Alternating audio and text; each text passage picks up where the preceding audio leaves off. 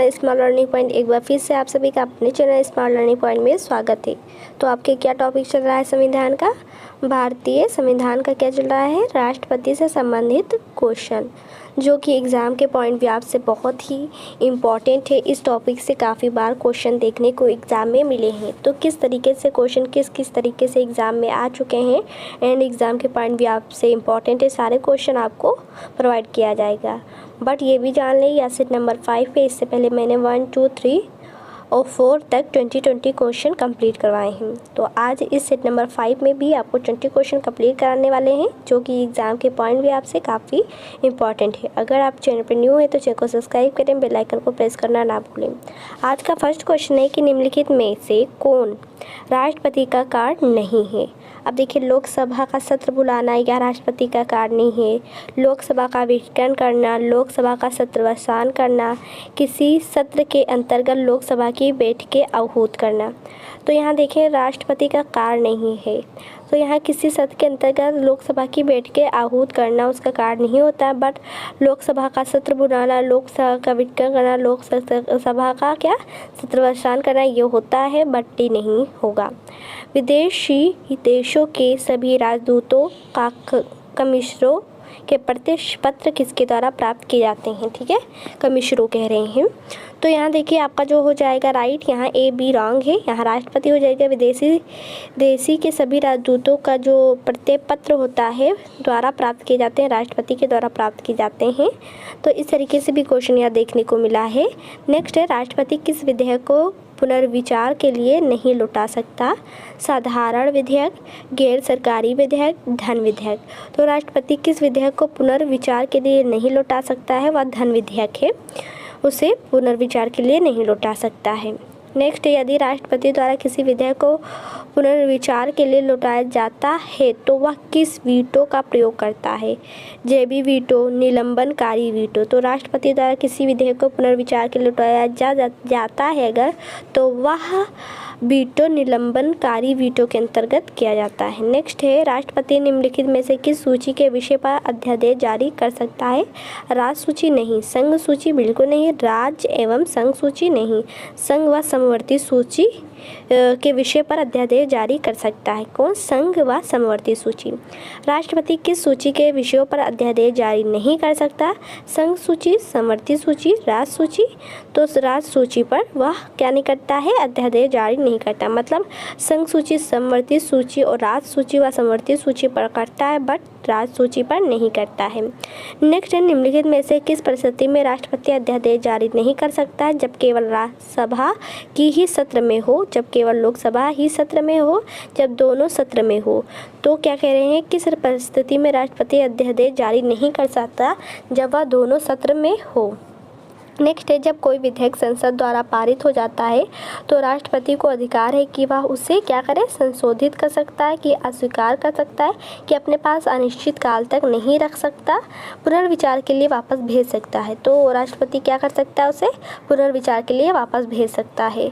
भारत के राष्ट्रपति संसद के दोनों सदनों को प्रथम सत्र के प्रारंभ में कब संबोधित करते हैं? प्रतिवर्ष नहीं, लोकसभा के लिए प्रत्येक आम चुनाव के बाद।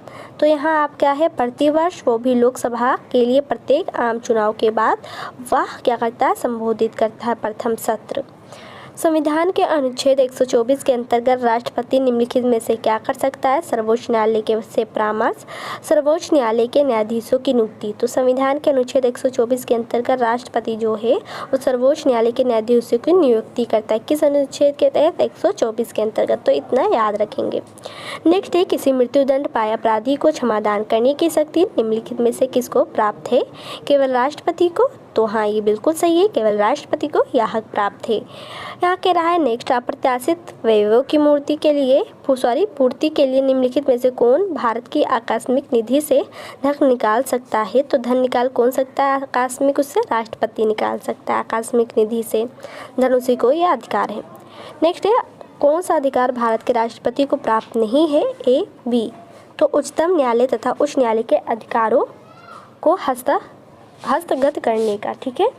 नेक्स्ट है, किन परिस्थितियों में राष्ट्रपति संसद का संयुक्त अधिवेशन आहूत कर सकता है?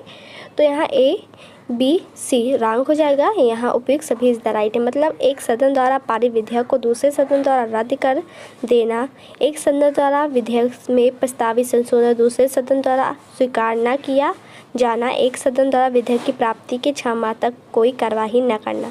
तो किन किन परिस्थितियों में राष्ट्रपति संसद का संयुक्त अधिवेशन आहूत कर सकते हैं? ये तीनों परिस्थितियों में। किसी संस्तुति के आधार पर भारत का राष्ट्रपति भारत के आकस्मिक निधि से धन व्यय कर सकता है।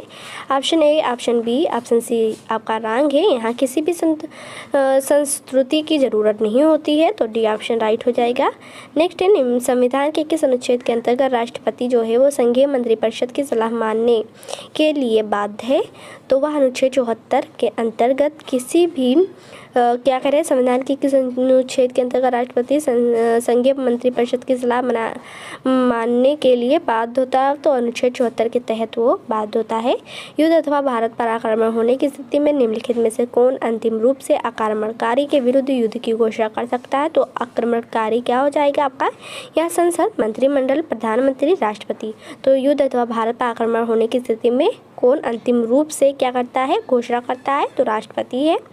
नेक्स्ट, भारतीय संविधान के अनुसार भारत के राष्ट्रपति का यह कर्तव्य है कि निम्नलिखित में से किनको संसद के पटल पर रखवाए? तो यहाँ देखिए ऑप्शन जो यहाँ है, संघ वित्त आयोग की सिफारिशों को, और फिर कह रहा है कि लोक लेखा समिति के प्रतिवेदन को, नियंत्रण महालेखा परीक्षक के प्रतिवेदन को, कि राष्ट्रीय अनुसूचित जाति आयोग के प्रतिवेदन को। तो इसमें से कौन सा रूट सही है वो पूछ रहा है यहाँ। तो 1 व 3 4 मतलब संघ वित्त आयोग की सिफारिशों को रखवाता है।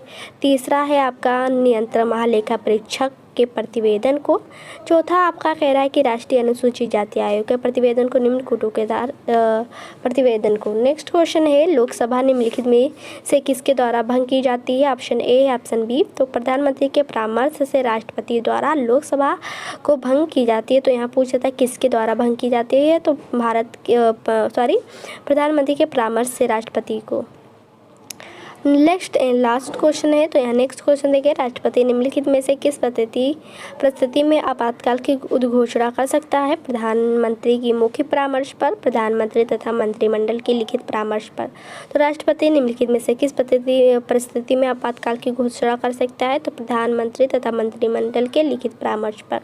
तो ये आपका नेक्स्ट एंड लास्ट क्वेश्चन था। तो ये आपका सीट नंबर 5 है, टॉपिक है राष्ट्रपति से संबंधित क्वेश्चन, जो कि काफ़ी बार एग्जाम में देखने को मिले हैं। इसी तरीके से हमारे चैनल के साथ जुड़े, तो आपके जैसे कि समय संविधान में जितने टॉपिक हैं वो सारे कवर करवाने में हम लगे हुए हैं। इसके बाद में हिस्ट्री जब उसमें सारे टॉपिक कंप्लीट हो जाएंगे तो आपका भूगोल कंप्लीट करवाएंगे। तो चैनल के साथ जुड़ने के लिए आप जरूर चैनल को सब्सक्राइब करें, बेल आइकन को प्रेस करें। वीडियो पसंद आए तो वीडियो को लाइक करें, शेयर करें, कमेंट्स करना ना भूलें। तब तक के लिए इतना ही, नेक्स्ट वीडियो में फिर से मिलेंगे। Thank for watching.